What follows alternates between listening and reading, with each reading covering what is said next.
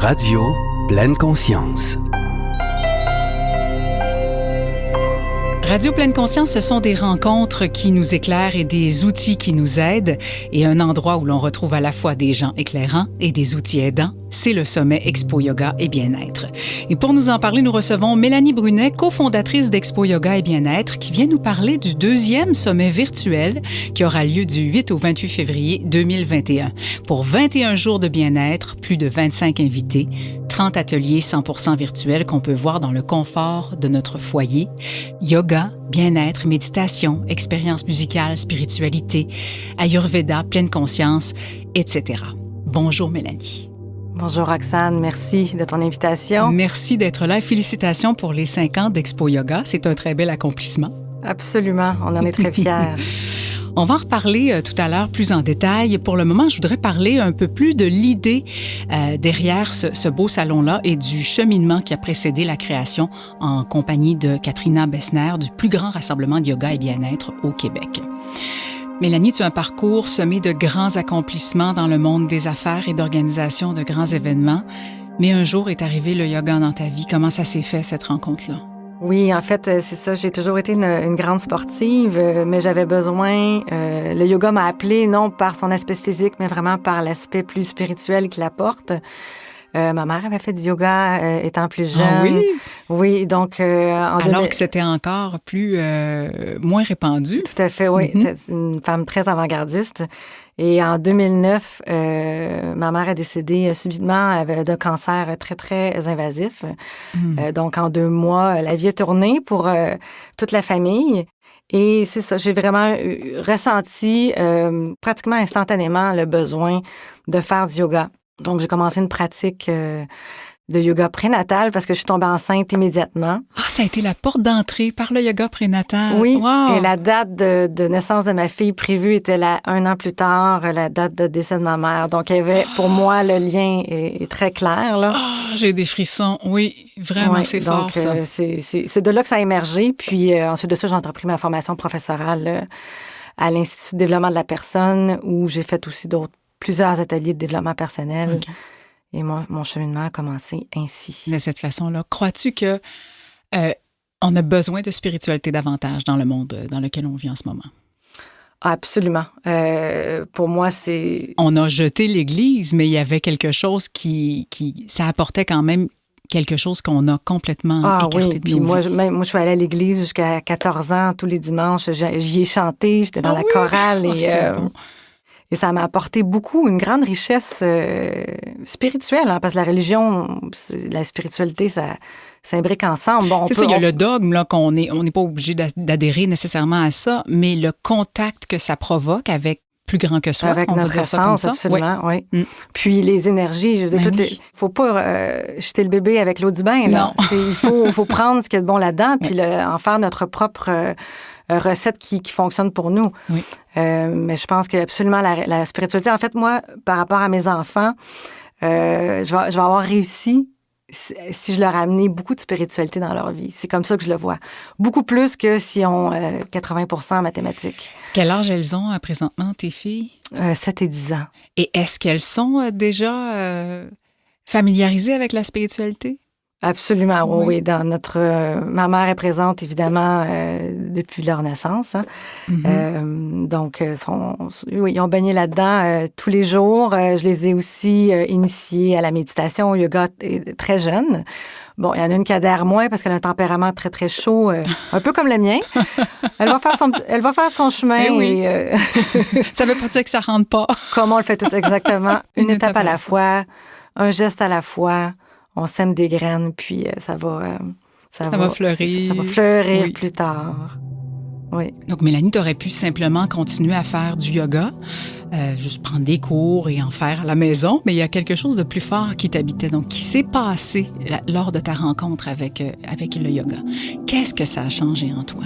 En fait, j'ai eu envie vraiment de partager cette sagesse ancienne avec le plus grand nombre de personnes possible.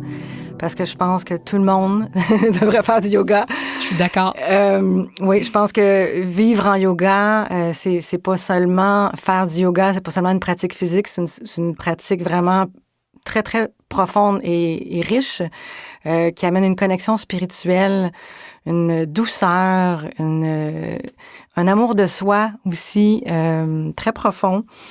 Ça calme évidemment l'esprit dans notre mental qui est très, très actif. Avec un peu trop. Un peu trop, oui. Donc, ça calme le petit hamster. Évidemment, oui. Pour moi, la pratique de la méditation fait partie intégrante de ma pratique de yoga. Donc, pour moi, vivre en yoga, c'est aussi méditer. C'est manger en pleine conscience. C'est d'être conscient de nos faits et gestes, de l'impact de nos faits et gestes sur les autres, sur la planète. Surtout, moi, j'ai un amour profond. J'ai un attachement vraiment, vraiment très, très grand à la planète Terre.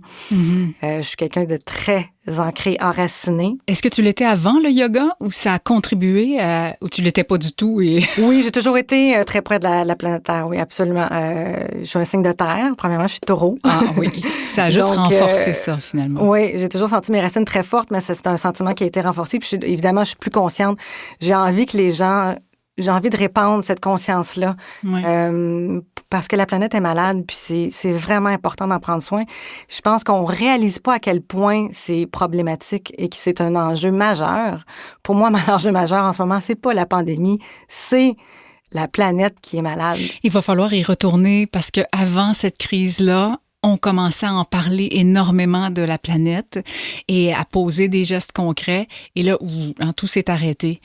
J'ai hâte d'y retourner. J'ai hâte qu'on recommence là où on a arrêté. J'ai hâte d'amener mon propre gobelet réutilisable pour aller me prendre un café. Oui, d'arrêter de ramasser des sacs, des masques jetables quand je vais courir sur le bord du fleuve. Oui.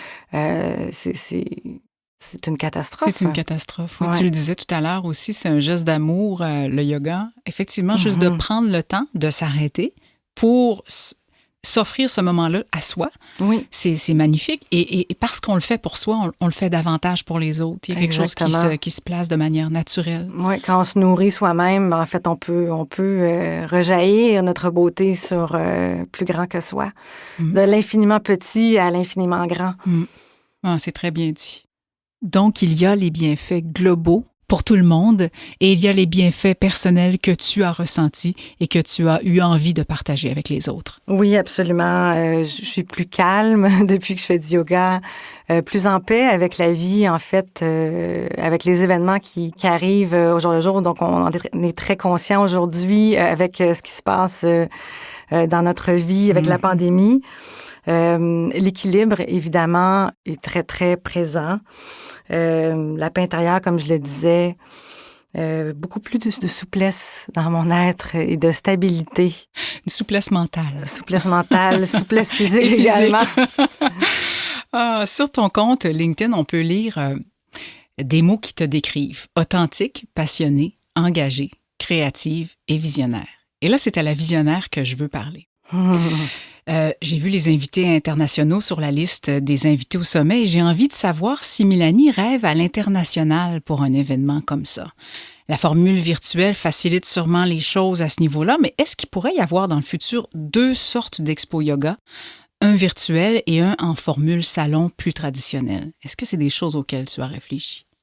Oui, absolument. En fait, Katrina et moi, ma partenaire, on a des grands rêves. Depuis, en fait, dès la fondation de notre entreprise, on avait cette ambition de faire un événement présentiel et un événement virtuel. Donc, la pandémie nous a précipité un peu dans ce chemin-là qu'on voulait entamer depuis plusieurs années, par ailleurs.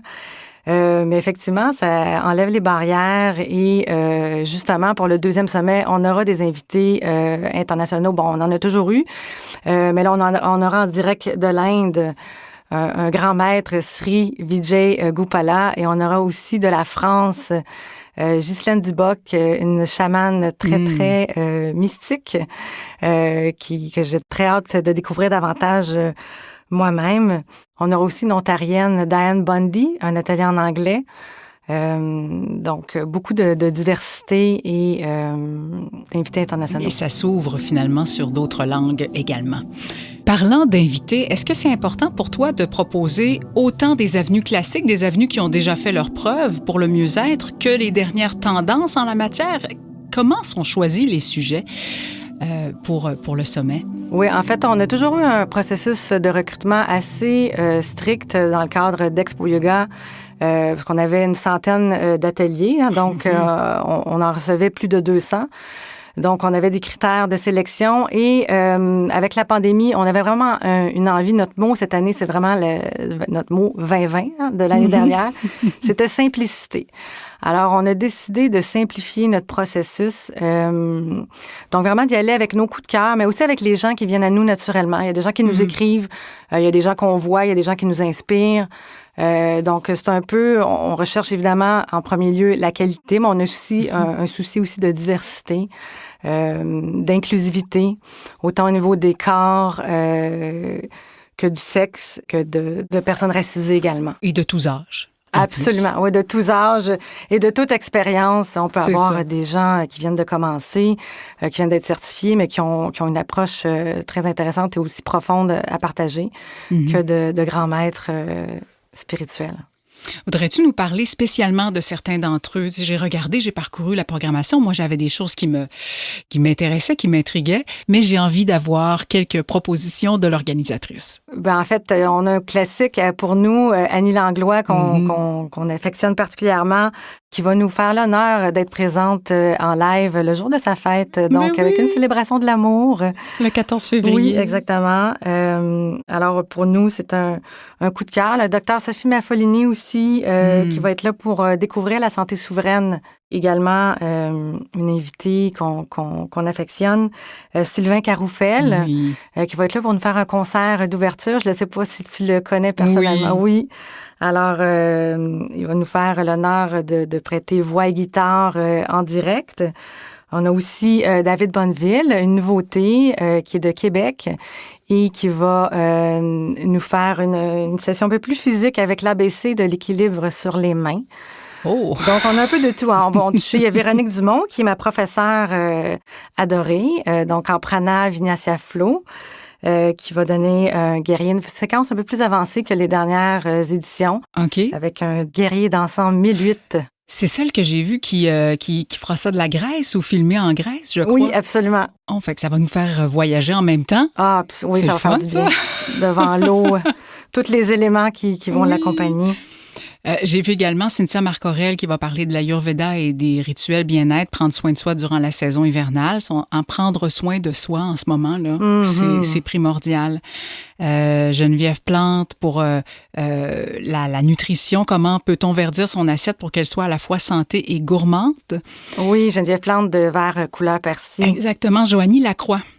Ça aussi, très, très pertinent dans les circonstances, cultiver la résilience à travers les défis. Comment voir les épreuves de vie autrement et découvrir les cadeaux qui sont cachés à l'intérieur. Oui, Karine Mousseau, avec un sujet, je pense, qui est vraiment pas assez mis de l'avant, la nutrition hormonale pour retrouver l'équilibre. Moi, j'ai plusieurs amis qui ont besoin de plus d'équilibre à ce niveau-là. J'en suis. Je suis de ces gens en recherche d'équilibre. Et il y a également, sans oublier, Katrina Bessner, ma partenaire, qui fera une méditation de cœur avec la méditation Heart Rise. Il y a Ima Bergeron qui sera là également, la belle Ima. Pour une première dans un nouveau rôle. Absolument, comme professeure, avec le sujet de la méditation en mouvement et amour de soi. Donc, on a vraiment un souci de variété et de qualité. Il y aura Abeille aussi, DJ Abeille, avec la belle Ève Gilbert en combo. En combo yoga et musique. Oui, voilà. Et Nancy Boisvert, Virginie Gargano, entre autres, c'est intéressant aussi, ça, cette approche de nature, aventure et pleine conscience. J'ai hâte de voir ce que ça va donner, mais ça intéresse sûrement. Oui, vraiment de connexion comme outil, en fait. La connexion à la nature et à l'aventure comme outil de pleine conscience et de bien-être au quotidien, c'est vraiment... C'est une nouvelle approche et c'est vraiment très intéressant, ça. Vraiment, vraiment beaucoup. Mélanie, on le disait plus tôt, tu es productrice d'événements depuis 18 ans. Tu as repris l'entreprise familiale en 2009 qui possède aujourd'hui plus de 30 ans d'expertise. Bravo encore pour ça dans le domaine événementiel. Et outre Expo Yoga, tu produis aussi le Salon de la mort depuis 2017 et vous venez de lancer quelque chose d'essentiel. On meurt d'en parler, c'est un balado au sujet du deuil, de la fin de vie, de la mort, un sujet qui nous qui nous confronte beaucoup en ce moment avec ce qu'on vit. Peux-tu nous en parler davantage? Je trouve ça extrêmement nécessaire et intéressant. Oui, en fait, l'idée du Salon de la mort a émergé. C'est avec...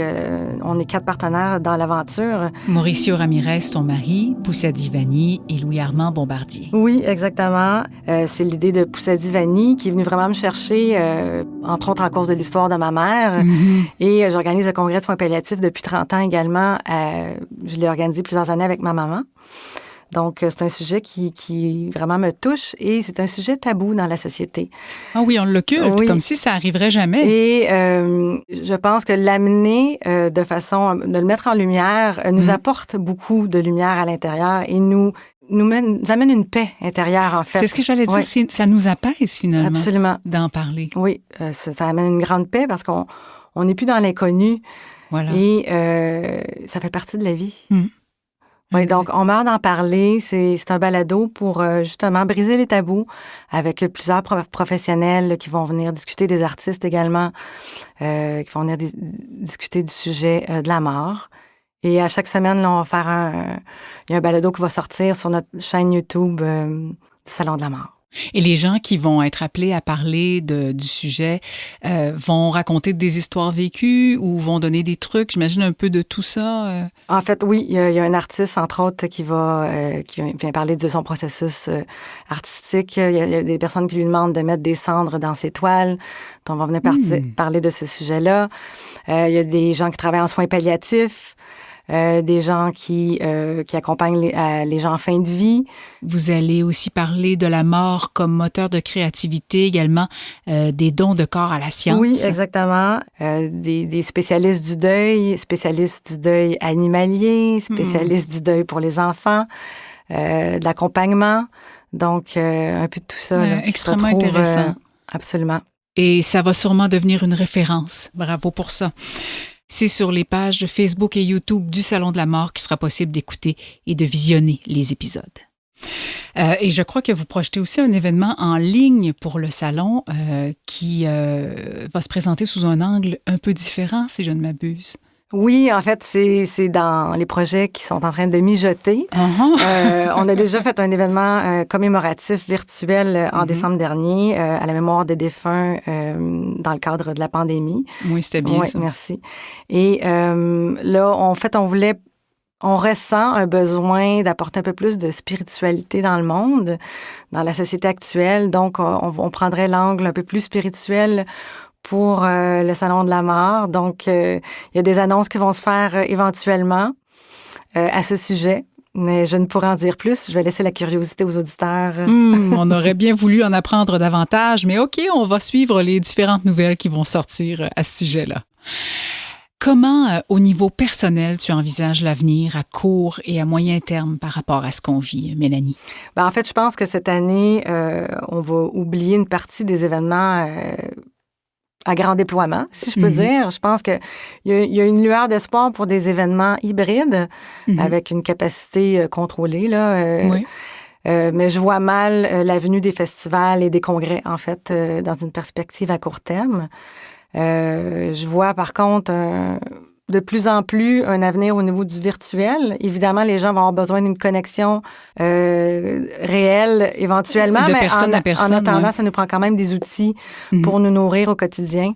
Donc, je pense que spécialement pour Expo Yoga et bien-être qui offre justement ce type d'outils-là, je pense qu'il y a un avenir intéressant, autant d'un point de vue d'organisatrice que d'un point de vue de participante. Oui. Ouais. Et comme on le disait tout à l'heure, ça a précipité un peu les choses dans votre cas parce que depuis le début, vous aviez envie de proposer une avenue, un volet un peu plus virtuel et là, vous avez comme pas eu le choix de le faire finalement. Quand on parlait tout à l'heure de savoir voir les cadeaux dans les épreuves, c'est peut-être un peu ça dans ce cas-là. Mais notre désir reste le même, c'est le désir de rassembler les gens ensemble pour une évolution, une connexion corps-cœur-esprit, vraiment, puis de faire rayonner nos collaborateurs aussi, de transmettre nos enseignements également. Hein. On va offrir, Catherine et moi, on enseigne aussi. Oui, entre autres, vous offrez une retraite magnifique. Offrez-vous le fleuve aux abords du majestueux Saint-Laurent, à l'Auberge de la Pointe, à la fin août. Les détails sont sur votre site web. Et ce sera la 3e année qu'Expo Yoga va à cet endroit, la 2e fois que vous allez l'animer. Tu vas offrir la portion yoga avec des séances de prana, vinyasa, flow, et Katrina va offrir la méditation avec la méthode Heart Rise. Oui, exactement. Et on a aussi un souci de rendre accessible un peu plus la spiritualité dans les prochains mois. Donc, d'un point de vue Expo Yoga et bien-être également, de prendre l'axe un peu plus spirituel, ça nous parle beaucoup. Et c'est plein de petits outils qu'on met dans notre sac pour nous accompagner dans la vie. C'est vraiment peu cher pour tout ce que ça nous donne. 44 $, 50 $ et quelques taxes incluses. Et les ateliers sont disponibles. Vous avez droit donc à tous les ateliers avec ce montant-là. Et les ateliers sont disponibles pour visionnement pendant 21 jours. Vous pouvez les regarder le nombre de fois que vous voulez pendant ces 21 journées-là. Je me suis pas trompée. C'est bien. C'est très exact. Alors, Mélanie, merci beaucoup de ta présence. Merci pour cette belle initiative. Et je rappelle que le Sommet Expo Yoga et Bien-être se tient du 8 au 28 février. 21 jours de bien-être, une vingtaine d'invités et plus, et de sujets inspirants. Et tout ça dans le confort de notre foyer cette année, encore une fois. Peut-être que le prochain, on ne sait pas. On va voir sous quelle forme il va se présenter. On va souhaiter, mais si ce n'est pas un Expo Yoga comme on a connu, avec 6000 personnes, peut-être on songe à faire des plus petits rassemblements, plus accessibles et quand même très porteurs. Là. En formule réduite et peut-être une formule hybride à surveiller. Peut-être. On ne sait pas. Mais bravo et bonne chance pour la suite. Merci, Roxane. Merci. Au plaisir. Radio pleineConscience.com